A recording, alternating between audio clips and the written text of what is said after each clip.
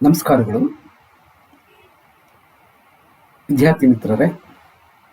ಕಳೆದ ತರಗತಿಯಲ್ಲಿ ನಾವು ಗಣ ಸ್ವರೂಪದಲ್ಲಿ ಮುಖ್ಯವಾಗಿರುವ ಮಾತ್ರಾಗಣ ಮತ್ತು ಅಂಶಗಣಗಳ ಬಗ್ಗೆ ಚರ್ಚೆ ಮಾಡ್ತಾ ಇದ್ವಿ. ಈ ದಿನ ನಾವು ಲಯದ ಬಗ್ಗೆ ತಿಳಿದುಕೊಳ್ಳೋಣ. ಲಯ ಅಂದರೆ ಏನು, ಅದು ಯಾವ ಭಾಷೆಯಿಂದ ಬಂತು, ಲಯದ ಗುಣ ಲಕ್ಷಣಗಳ ಬಗ್ಗೆ ಒಂದಿಷ್ಟು ವಿವರವಾಗಿ ಅರ್ಥ ಮಾಡಿಕೊಳ್ಳುವಂಥ ಪ್ರಯತ್ನವನ್ನು ನಾವು ಮಾಡುವ. ಲಯ ಅನ್ನುವಂಥದ್ದು ಸಂಸ್ಕೃತದಿಂದ ಬಂದಿರುವಂಥದ್ದು. ಲಯ ಸಂಸ್ಕೃತದಿಂದ ಬಂದಿರುವಂಥದ್ದು. ಲಯ ಅಂತ ಅಂದರೆ ನಡೆ, ಚಲನೆ ಅನ್ನುವಂಥ ಅರ್ಥಗಳನ್ನು ಇದು ಒಳಗೊಂಡಿದೆ. ನಡೆ, ಚಲನೆ ಎನ್ನುವ ಅರ್ಥಗಳನ್ನು ಒಳಗೊಂಡಿದೆ.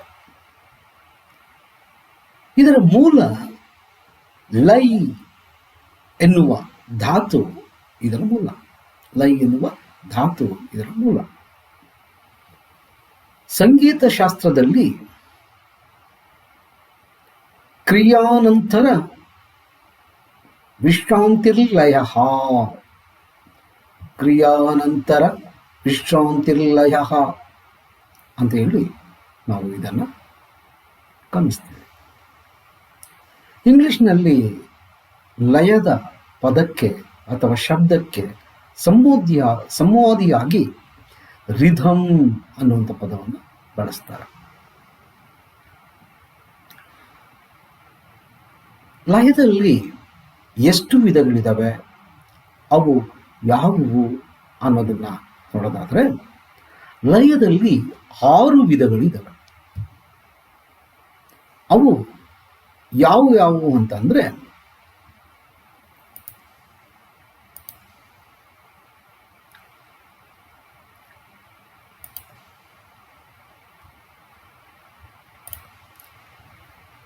ಲಯದಲ್ಲಿ 6 ವಿಧ.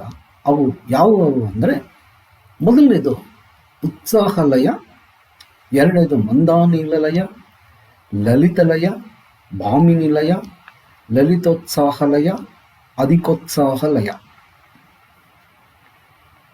ಹೀಗೆ 6 ಲಯಗಳು ಕಂಡುಬರುತ್ತವೆ.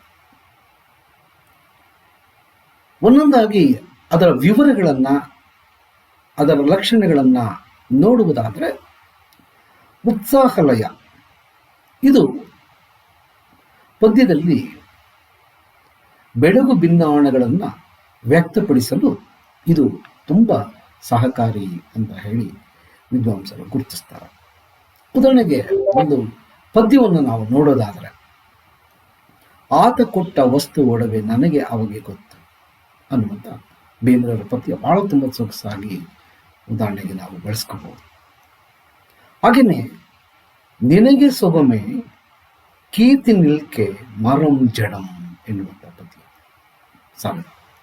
ಇದು ಉತ್ಸಾಹ ಲಯಕ್ಕೆ ಉದಾಹರಣೆಯಾಗಿ ನಾವು ಬಳಸ್ತೇವೆ. ಎರಡನೇದು ಮಂದಾನೀಲ ಲಯ. ಮಂದಾನೀಲ ಲಯ ಅಂತಂದರೆ ಇದು ತುಂಬ ವೇಗವಾದ ಗತಿಯನ್ನು ಒಳಗೊಂಡಿರುತ್ತೆ. ತುಂಬ ವೇಗವಾಗಿರುವಂಥ ಗತಿಯನ್ನು ಒಳಗೊಂಡಿರುತ್ತೆ. ಇದನ್ನ ನಾವು ಪದ್ಯಗಳಲ್ಲಿ ಆನಂದವನ್ನ, ವೀರರಸವನ್ನ, ಕೌತುಕ ರಸವನ್ನ, ಆವೇಶವನ್ನ ವ್ಯಕ್ತಪಡಿಸುವಂತಹ ಭಾವನೆಗಳನ್ನು ಸೂಚಿಸಲು ಈ ಮಂದಾನೀಲ ಲಯ ಸಹಕಾರಿಯಾಗುತ್ತೆ. ಉದಾಹರಣೆಗೆ ಚಿಮ್ಮುತ್ತ ನೆರಿಯನ್ನು ಬನದಲ್ಲಿ ಬಂದಳು ಬಿಂಕದ ಸಿಂಗಾರಿ ಅನ್ನುವಂಥ ಪದ್ಯವನ್ನು ನೋಡ್ಬೋದು. ಇದಕ್ಕೆ ಲಘು ಗುರು ಪ್ರಸ್ತಾರಗಳನ್ನು ಹಾಕಿ ಕೊನೆಗೆ ಒಂದು ಗುರು ಉಳಿಯುತ್ತೆ. ಅದನ್ನ ಮುಡಿ ಅಂತ ಹೇಳಿ ನಾವು ಕರಿತೀವಿ. ನಾಲ್ಕನೇದು ಲಲಿತ ಲಯ. ಅದರಲ್ಲಿ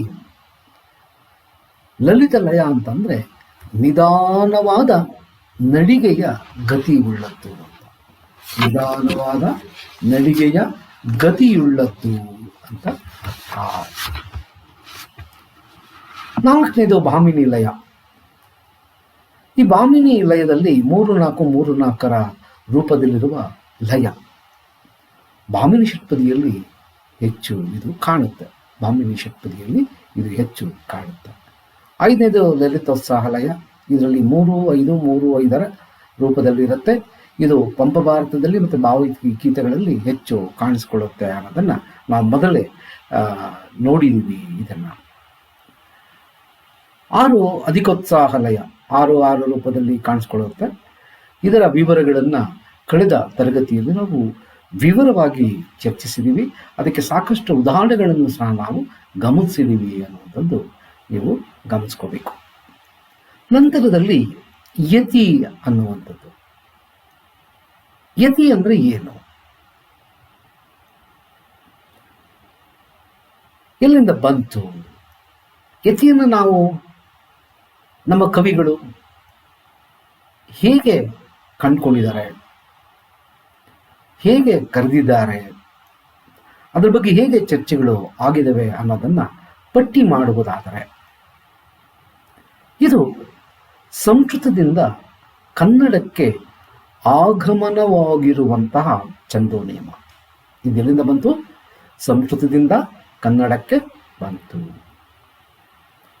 ಕವಿರಾಜ ಮಾರ್ಗಕಾರ ಇದನ್ನ ಹೀಗೆ ಹೇಳ್ತಾರೆ: ಯತಿ ಎಂಬುದು ಸಿಲ್ ತಾಣಂ. ಯತಿ ಎಂಬುದು ಸಿಲ್ ತಾಣಂ ಅಂತ ಕರೀತಾರೆ. ನಾಗವರ್ಮ ಇದನ್ನ ಶ್ರುತಿ ಸುಭಗಂ ಸ್ವಚ್ಛಂದಂ ಅಂತ ಕರೀತಾರೆ. ಶ್ರುತಿ ಸುಭಗಂ ಸ್ವಚ್ಛಂದಂ ಅಂತೇಳಿ ನಾಗವರ್ಮ ಕರೀತಾರೆ.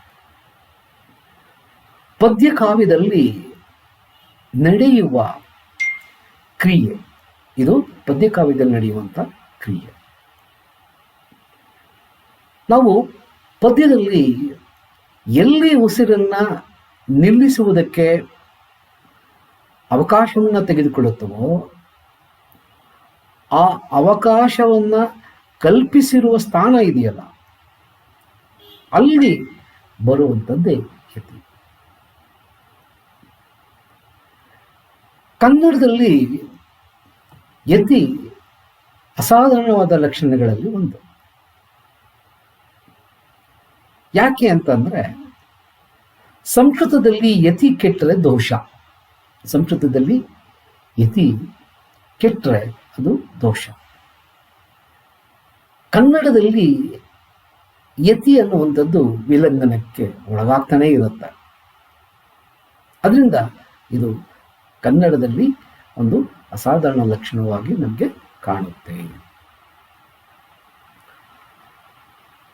ಸಂಸ್ಕೃತದಲ್ಲಿ ಯತಿ ಉಸಿರಿನ ಸ್ಥಾನಕ್ಕೆ ಬರುತ್ತದೆ. ಸಂಸ್ಕೃತದಲ್ಲಿ ಯತಿ ಉಸಿರಿನ ಸ್ಥಾನಕ್ಕೆ ಬರುತ್ತದೆ. ದ್ರವಿಡ ಭಾಷೆಗಳಲ್ಲಿ ಅಥವಾ ದ್ರವಿಡ ಕನ್ನಡದಲ್ಲಿ ತಾಳದ ಸ್ಥಾನಕ್ಕೆ ಬರುತ್ತೆ. ತಾಳದ ಸ್ಥಾನಕ್ಕೆ ಬರುತ್ತೆ. ಕನ್ನಡದಲ್ಲಿ ಯತಿ ಸಹಜ, ಯತಿ ಸ್ವಾಭಾವಿಕವಾಗಿ ಗಣದಲ್ಲಿ ಅಂತ್ಯದಲ್ಲಿ ನಯವಾಗಿ ಬರುತ್ತೆ ಅನ್ನುವಂಥದ್ದು. ಇಷ್ಟು ಯತಿಯ ಬಗ್ಗೆ ನಮಗೆ ಮುಖ್ಯವಾಗಿ ಗಮನಿಸಿಕೊಳ್ಳಬೇಕಾಗಿರುವಂತಹ ಅಂಶಗಳಾಗಿ ನಮಗೆ ಕಾಣುತ್ತವೆ. ಆನಂತರ ಪ್ರಾಸ. ಪ್ರಾಸ ಅಂತಂದ್ರೆ ಏನು? ಪ್ರಾಸ ಅಂತ ಅಂದ್ರೆ ಪದ್ಯದ ಪ್ರತಿಯೊಂದು ಪಾದದ ಮೊದಲೆರಡು ಸ್ವರಗಳ ಮಧ್ಯದ ವ್ಯಂಜನವು ಒಂದೇ ಆಗಿರುತ್ತೆ. ಏನಂದ್ರೆ, ಪದ್ಯದ ಪ್ರತಿಯೊಂದು ಪಾದದ ಮೊದಲೆರಡು ಸ್ವರಗಳ ಮಧ್ಯದ ವ್ಯಂಜನವು ಒಂದೇ ಆಗಿರುತ್ತದೆ. ಕನ್ನಡಕ್ಕೆ ಸತತಂ ಪ್ರಾಸಂ. ಕನ್ನಡಕ್ಕೆ ಸತತಂ ಪ್ರಾಸಂ ಅಂತ ಕವಿರಾಜ ಮಾರ್ಗಕಾರ ಹೇಳ್ತಾರೆ.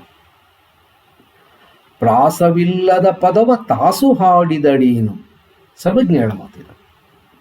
ಪ್ರಾಸವಿಲ್ಲದ ಪದವ ತಾಸು ಹಾಡಿದಡೇನು ಅಂತ ಹೇಳಿ ಸರ್ವಜ್ಞ ಹೇಳ್ತಾನೆ.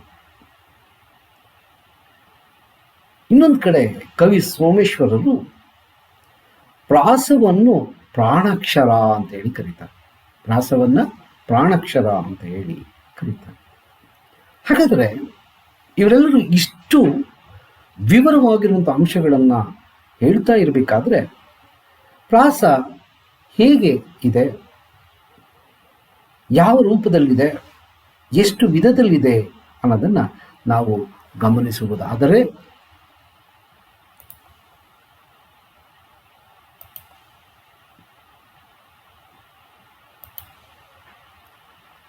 ಪ್ರಾಸ ಅಂತ ಅಂದರೆ ಮೊದಲೇ ಹೇಳಿದ ಹಾಗೆ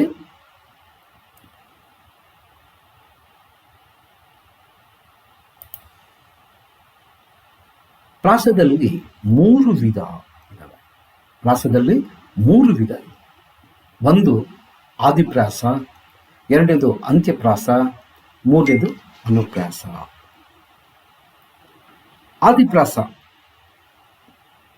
ಆದಿಪ್ರಾಸ ಅಂದರೆ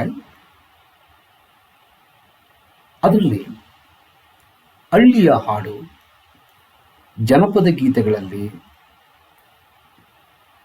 ಆದಿಪ್ರಾಸ ಸಹಜವಾಗಿ ಬಂದಿರೋದನ್ನು ನಾವು ಗಮನಿಸಬಹುದು. ಹಳ್ಳಿಯ ಹಾಡುಗಳು, ಜನಪದ ಗೀತೆಗಳಲ್ಲಿ ಆದಿಪ್ರಾಸ ಸಹಜವಾಗಿ ಬಂದಿರೋದನ್ನು ನಾವು ಕಾಣಬಹುದು. ಹಳಗನ್ನಡ ಮತ್ತು ನಡುಗನ್ನಡ ಕಾವ್ಯಗಳನ್ನು ಗಮನಿಸಿದರೆ ಎಲ್ಲ ಕವಿಗಳು ಆದಿಪ್ರಾಸವನ್ನು ಬಳಸಿರೋದನ್ನು ನಾವು ನೋಡ್ತೀವಿ. ಹಳಗನ್ನಡದಲ್ಲಿ, ನಡುಗನ್ನಡದಲ್ಲಿ ಬರುವ ಎಲ್ಲ ಕವಿಗಳು ಈ ಆದಿಪ್ರಾಸವನ್ನು ಬಳಸಿರೋದನ್ನು ಅವರ ಕಾವ್ಯಗಳಲ್ಲಿ ನೋಡೋದಕ್ಕೆ ಸಾಧ್ಯ, ನೋಡಬಹುದು. ಉದಾಹರಣೆಗೆ ಜನಪದರ ಹಾಡಿನಲ್ಲಿ ಗಮನಿಸುವುದಾದರೆ, ಕೂಸು ಇದ್ದ ಮನೆಗೆ ಬೀಸಣಿಗೆ ಯಾತಾಕೆ, ಕೂಸು ಕಂದಯ್ಯ ಹೊಳವರೆಗೆ ಹಾಡಿದರೆ ಬೀಸಣಿಗೆ ಗಾಳಿ ಸುಳಿದಾವ. ಮೊದಲ ಆದಿಪ್ರಾಸವನ್ನು ನೋಡಿ, ಕೂಸು, ಕೂಸು, ಬೀಸ ಈ ಪದಗಳನ್ನು ಗಮನಿಸಿದ್ರೆ ಆದಿಪ್ರಾಸದಲ್ಲಿ ಜನಪದ ಕಾವ್ಯಗಳು ಹೇಗೆ ಪ್ರಸಿದ್ಧಿಯನ್ನು ಪಡ್ಕೊಂಡಿದ್ದಾವೆ ಅನ್ನೋದನ್ನು ನಾವು ನೋಡ್ತೀವಿ. ಈ ಆದಿಪ್ರಾಸದಲ್ಲಿ 6 ವಿಧಗಳಿದ್ದಾವೆ. ಆದಿಪ್ರಾಸದಲ್ಲಿ ಪ್ರಾಸಗಳು 6 ವಿಧಗಳಲ್ಲಿವೆ.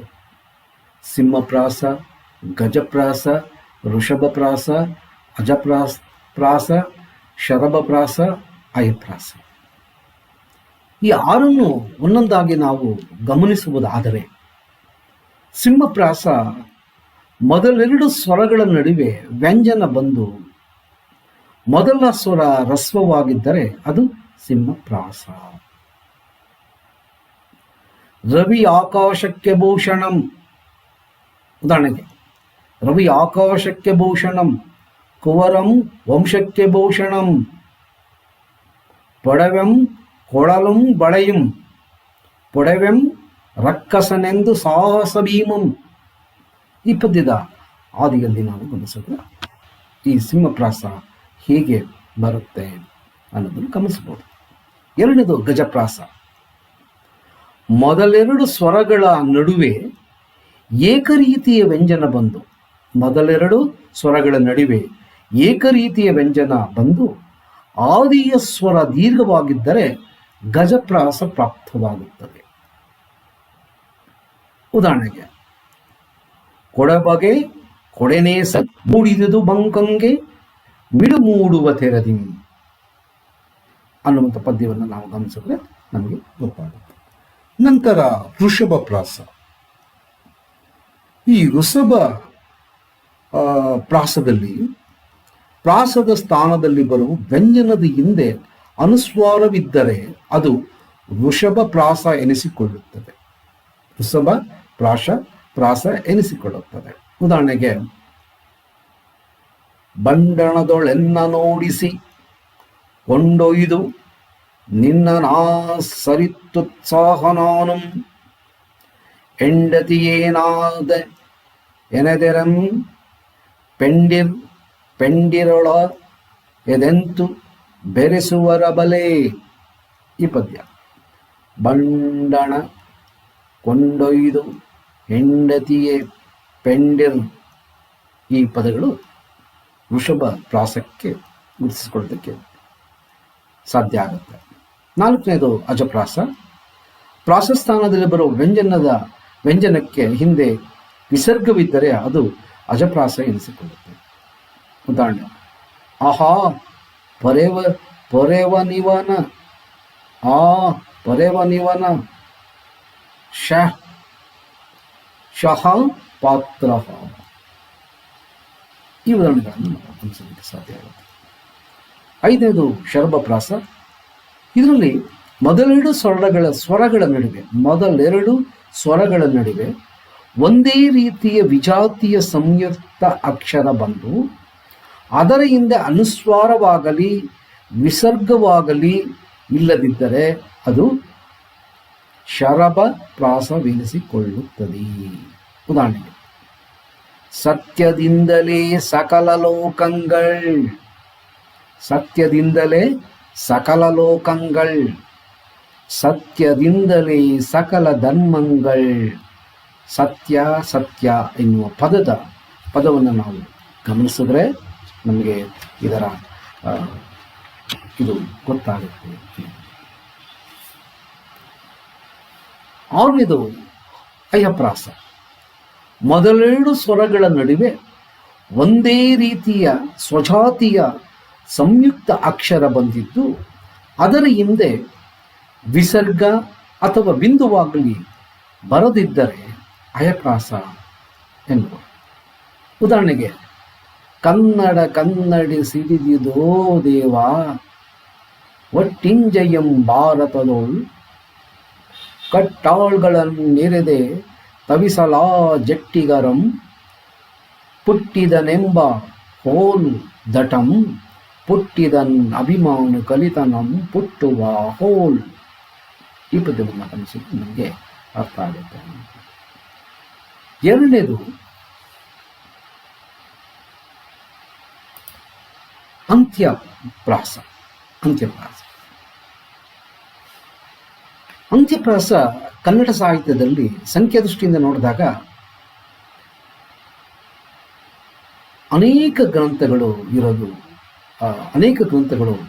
ಇರೋದು ಬಹಳ ಕಡಿಮೆ.